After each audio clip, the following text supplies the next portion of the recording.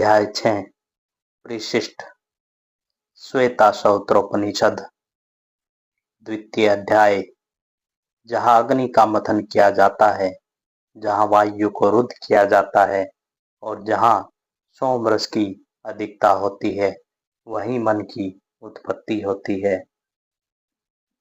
वक्ष, ग्रीवा और सिर को उन्नत रखते हुए शरीर को सीधा रख मन के द्वारा इंद्रियों को हृदय में स्निवष्ट कर ज्ञानी व्यक्ति ब्रह्म रूप नौका के द्वारा सारे भयावह जल प्रवाहों के पार हो जाते हैं। संयुक्त चेष्ट मनुष्य प्राण को संयत करते हैं। जब वह शांत हो जाता है तब नाक के द्वारा प्रश्वास का परित्याग करते हैं। जिस प्रकार सारथी चंचल अश्वों को धारण करता है, उसी प्रकार अध्यवसायशील योगी भी मन को धारण करते हैं। जो समतल और सूची हो, पत्थर, आग और बालू से रहित हो, मनुष्य द्वारा किए गए या किसी जलप्रपात से उत्पन्न मन को चंचल कर देने वाले शब्दों से वर्जित हों तथा मन के अनुकूल और आंखों को सूख कर हों, ऐसे पर्वत, गुहा आदि निर्जन स्थान में बैठकर योग का अभ्यास करना चाहिए। निहार धूम, सूरज, वायु, आग, जुगनू, विद्युत, स्फटिक, चंद्रमा, ये सब रूप सामने आकर कर्मश योग में ब्रह्मा को अभिव्यक्त करते हैं। जब पृथ्वी, जल, तेज, वायु और आकाश, इन पंचभूतों से योग की अनुभूतियां होने लगती हैं, तब समझना चाहिए कि योग आरंभ हो गया। जिन्हें इस प्रकार योगी में शरीर प्राप्त हो गया है, उनके लिए फिर रोग, जरा या मृत्यु नहीं रहती। शरीर की लघुता, स्वास्थ्य, लोभ शून्यता, सुंदर रंग, स्वर सौंदर्य, मलमूत्र की अल्पता तथा शरीर की एक सुंदर सुगंध, इन सब को योग की पहली सिद्धि कहते हैं।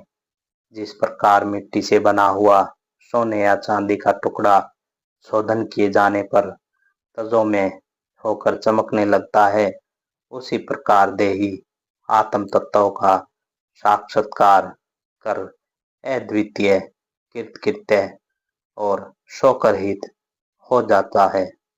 शंकराचार्य के उद्धत याज्ञवल्क्य के व्याख्या यथाविधि वंचित आसनों का अभ्यास करके तदंतर हे गार्गी आसन पर जय प्राप्त करके प्राणायाम का अभ्यास करना चाहिए।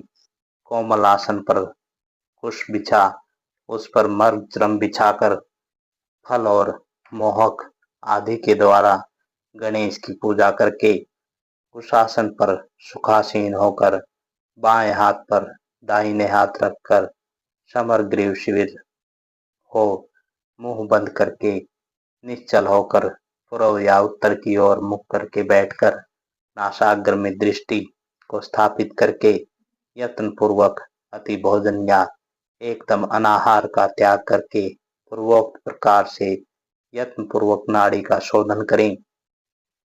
यह नाड़ी शोधन न करने पर उसके साधन के सारे क्लेश निष्फल होते हैं।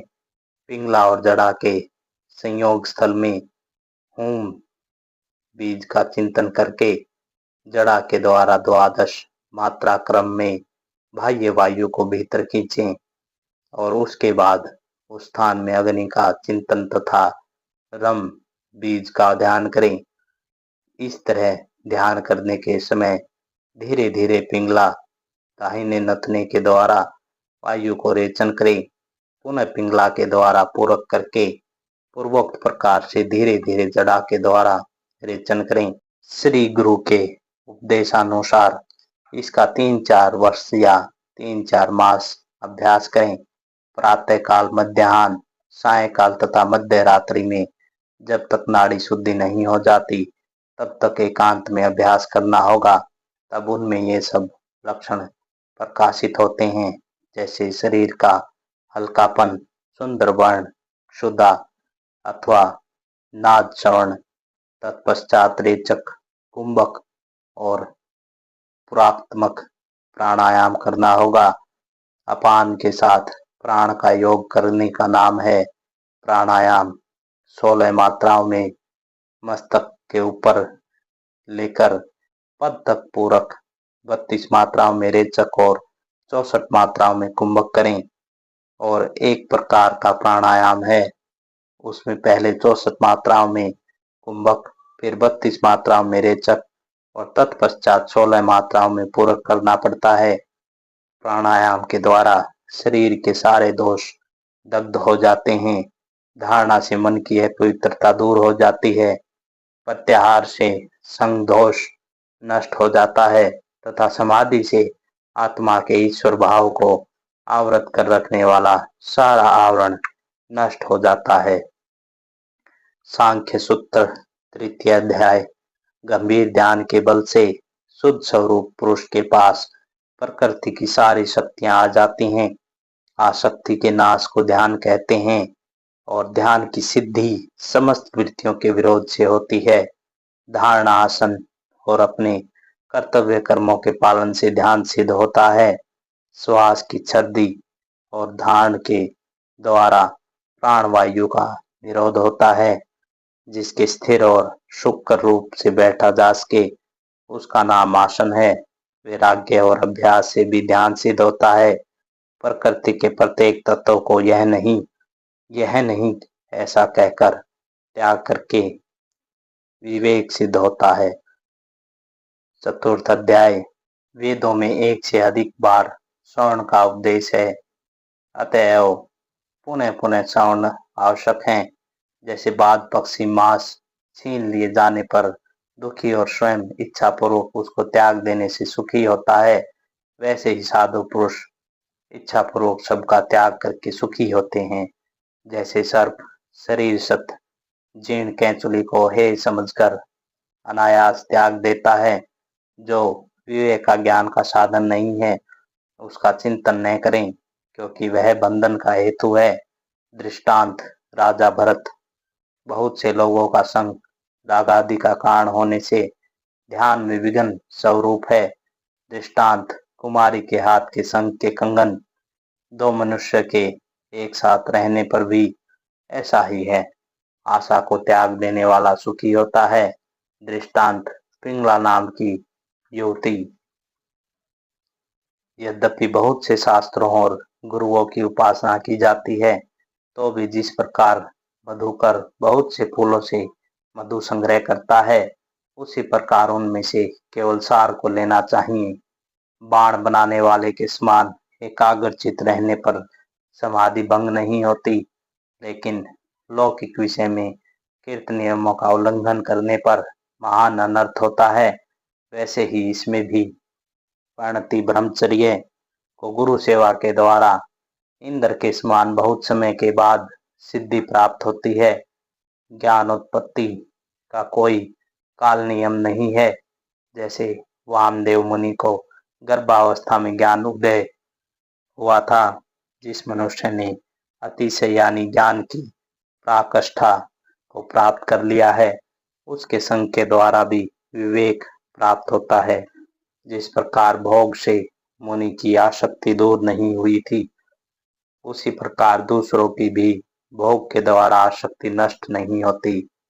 औषधि द्वारा आरोग्य सिद्धि होने के कारण जिस प्रकार मनुष्य औषधि आदि की शक्ति को अस्वीकार नहीं करते, उसी प्रकार योग सिद्धि को भी अस्वीकार नहीं किया जा सकता। जिस प्रकार बैठना सुखकर हो और जिसमें शरीर को मन विचलित न हो, वही आसन है। इसके सिवा और कोई नियम नहीं है। व्यास सूत्र 4 अध्याय। प्रथम पाद। उपासना बैठकर ही संभव है, अतः बैठकर उपासना करनी चाहिए। ध्यान के कारण भी बैठे हुए, अंग संचालन क्रिया से रहित इत्यादि लक्षण युक्त पुरुष को देखकर लोग कहते हैं ये ध्यान कर रहे हैं।